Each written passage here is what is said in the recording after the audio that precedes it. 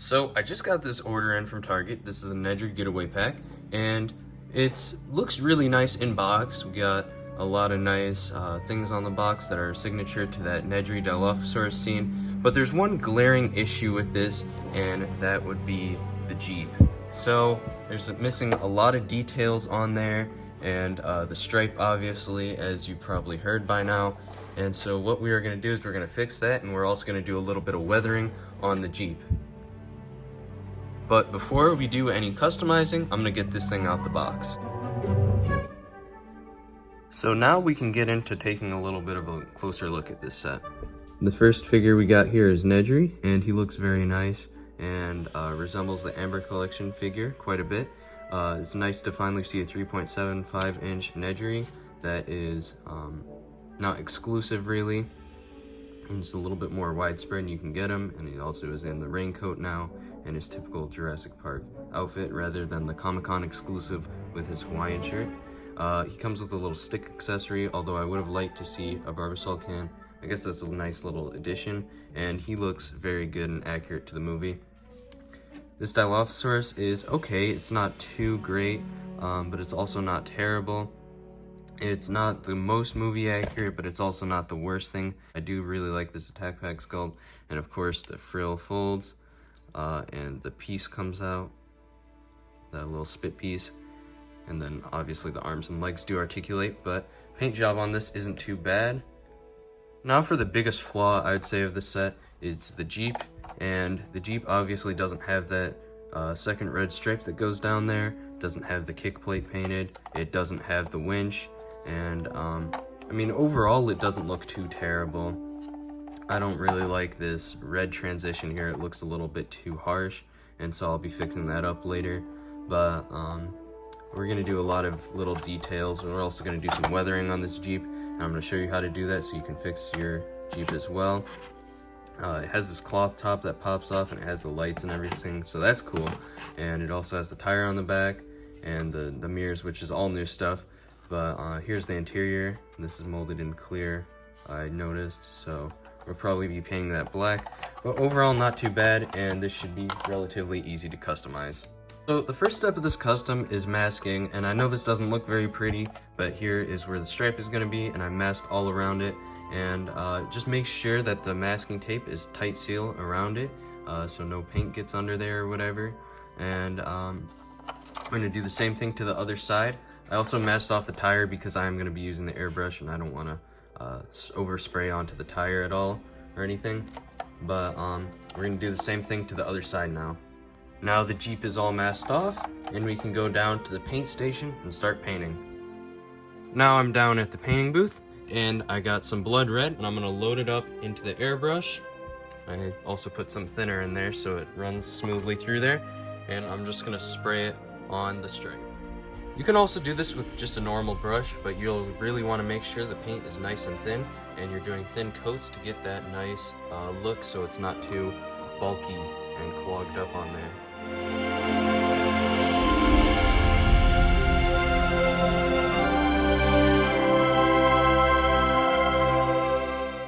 Okay, now time to reveal our stripe.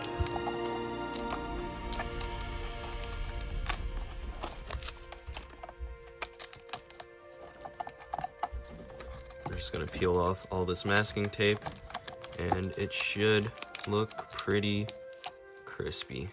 There we go. Look at that. Now let's take off the tape for the other one. Alright. Now that was really easy. I don't really understand why Mattel didn't decide to do that for their Jeep, like just starting off. It's kind of perplexing to be honest, but now we can get into some of the other modifications that we are going to do with this Jeep. Okay, so I unscrewed the chassis of my other Jeep, and I took out this winch, and what I'm going to do is I'm going to swap the winches, but we also have to swap license plates on the Jeeps, so I'll be doing that with Tweezer. Shout out to Ted Brothers, he's the one that gave me this idea, and trust me, I'll be doing stuff to this custom later to make it not just like his. Just going to do a quick video tutorial on how to do this, so what you're going to want to do is just unscrew all of these little screws on the bottom of the vehicle. Now that we have all those unscrewed, this comes right off, and here's a little winch piece. Take that out, and what we're gonna do later is replace it with this one, but first we have to swap out the license plates. So how you do the license plate swap is you just take a pair of fine tip tweezers and you just pull the logos off, the little license plates. So this one, this 12, is gonna go on the winch. And then the 18 is gonna go on the one that comes with the Nedry set that isn't that great. And now basically you can just put the winch on the respective chassis. So that's the Nedry one. And I'll go put this winch on the normal Jeep 18. The Jeep is looking pretty good now, and so the next thing I'm gonna do actually is tackle this transition. So what I got here is just some green putty, and what I'm gonna do is I'm gonna sculpt it and make it look like there's actually cloth coming into here instead of some weird metal that they have on there. Alright, so I got this transition sculpted on this side. I basically just did this whole little triangle, and then I added some like little folds and details on there, and now I'm gonna do the same thing on this other side. And it was pretty easy. I mainly used this little sculpting tool to make all those little creases and stuff. And here's the other transition. And obviously these aren't painted, but I think they look pretty good. I tried to match the detailing on both of them as best as possible, make them look a lot more like cloth. And now what I'm gonna do is just gonna move into some other little details while we wait for these to cure.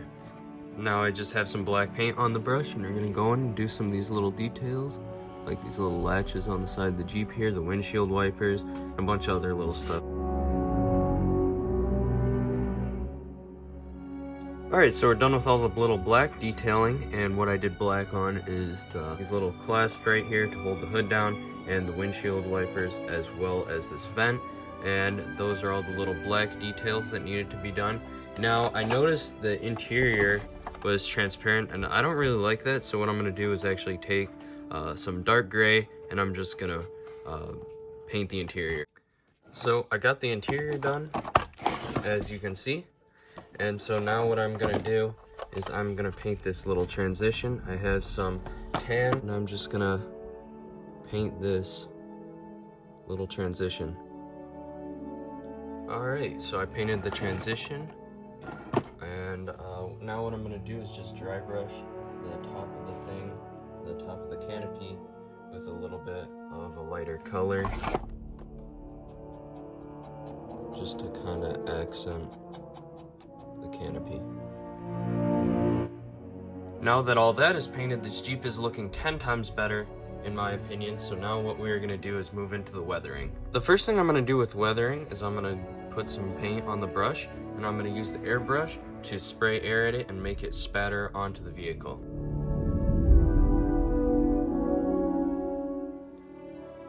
Now that the dirt splatter is complete, I'm going to go over the vehicle with this wash, and you definitely want a paper towel handy, and make sure you do not get any on the actual windshield and stuff. So basically just apply it and wipe most of it away.